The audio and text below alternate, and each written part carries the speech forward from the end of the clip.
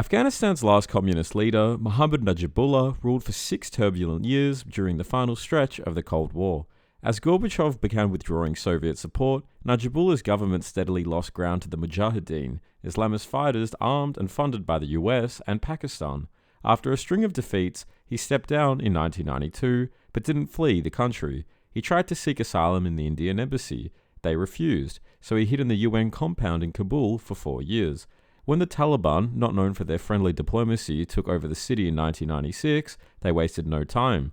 Najibullah and his brother were dragged out, tortured and executed, and their bodies hung in public, a chilling end to Afghanistan's communist chapter. Cambodia's communist era didn't end in collapse, it evolved. After the fall of the Khmer Rouge in 1979, Vietnam installed a new regime led by Heng Samrin, but power quickly shifted to Hun Sen, a former Khmer Rouge officer who had defected to Vietnam in 1977, just before Pol Pot's purges. Backed by the Vietnamese, he returned to help build a new communist state. But as the Cold War faded and Vietnam withdrew, the regime quietly changed. In 1991, the constitution dropped all mention of Marxism-Leninism, and by 1993, the People's Republic was gone as well. Hun Sen, however, wasn't. He stayed in charge until 2023, passing power eventually to his son. Communism ended, but Hun Sen's rule continued for 3 decades. Fun fact, Cambodia is the only former communist country to bring back its monarchy. China's an interesting one, as Mao Zedong was China's last true communist ideologue. He ruled with absolute authority, launching the Great Leap Forward and the Cultural Revolution, both disastrous but driven by a belief in Marxist purity and revolutionary struggle. Under Mao, ideology trumped everything, even human lives. But when he died in 1976, so did that brand of communism. Deng Xiaoping rose soon after, and while he kept the Communist Party, he quietly buried its economics. Markets opened, foreign investment poured in, and China embraced capitalism in everything but name. Deng never held the top title, but he pulled the strings into the 1990s. Mao was the last believer, Deng was the last communist leader before the system transformed. And yet, to this day, China remains, officially, a socialist state under the People's Democratic Dictatorship of the working class, according to its constitution. Deng later died in 1997. North Korea's first and last true communist leader was Kim Il-sung. Backed by the Soviets, he took power in 1948 and built a brutal Marxist-Leninist state. Purges, forced collectivization, and total control, all wrapped in a personality cult. In 1950, he launched the Korean War, a devastating conflict that killed millions and cemented his grip on power. But by the 1970s, communism was already shifting into something else. The 1972 constitution elevated Kim as president for life and replaced orthodox Marxism with Juche, a self-reliant, ultra-nationalist ideology centered entirely around him. When Kim died in 1994, power passed not to a party official, but to his son, the world's first dynastic communist succession. By 2009, even the word communism was quietly dropped from the constitution.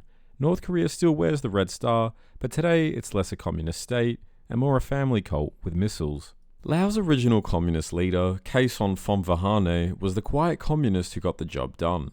In 1975, after years of guerrilla warfare, his Pathet Lao took power and turned Lao into a one-party Marxist-Leninist state. There were no mass purges, no cult of personality, just rigid control, Soviet support, and isolation. But when the Cold War ended, Khason adjusted. In 1991, a new constitution kept the Communist Party in charge, but opened the door to cautious market reforms. He died a year later, still in power. Today, Lao remains officially communist, ruled by Laos People's Revolutionary Party, with Thongloun Sisoulith, I've absolutely butchered that, as both president and party chief. The slogans are softer, the markets are looser, but the red flag still flies, just a bit more quietly. Mongolia's last communist leader was Jambin Batmonk, a loyal Marxist who had led the country since 1984. Unlike others, his exit wasn't violent or dramatic. As communism collapsed across Eastern Europe, protesters filled the streets of Ulaanbaatar demanding reform. Batmonk refused to order a crackdown, famously telling his Politburo, "We must not shed the blood of our people." In 1990, he resigned, and with him, the one-party system. Within months, Mongolia held its first free elections. The constitution was rewritten in 1992, stripping out Marxist-Leninism and embracing democracy. Today, Mongolia is a multi-party republic, the only former communist country in Asia to peacefully walk away from one-party rule. Ho Chi Minh led Vietnam through war and revolution, forging a communist state in the north before his death in 1969. But it was Nguyen Van Linh, a loyal hardliner turned reluctant reformer, who quietly reshaped it.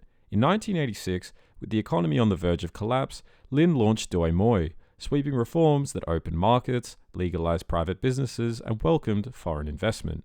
It wasn't called capitalism, but it looked a lot like it. The 1992 constitution reaffirmed one-party rule, but quietly backed away from full central planning. Linh stepped down in 1991, but the system he helped reinvent still holds. Today, under President Luong Quoc, Vietnam remains a socialist republic in name, but its economy is more factory floor than five-year plan. South Yemen was the Arab world's only true Marxist state, and its last leader was Ali Salim al-Beidh. A committed socialist, he rose to power in the late 1980s after years of bloody factional infighting within the ruling party. But by 1990, the Cold War was over, Soviet support was dried up, and the South was broke. Al-Beidh agreed to unify with North Yemen, hoping for stability, but it didn't last. In 1994, he tried to revive the South's independence, sparking a civil war. The rebellion failed, and al-Beidh fled into exile. He initially settled in Oman and later moved to Germany, where he remains today as a vocal advocate for southern independence. South Yemen's communist experiment ended not with reform, but with defeat, and it's never come back.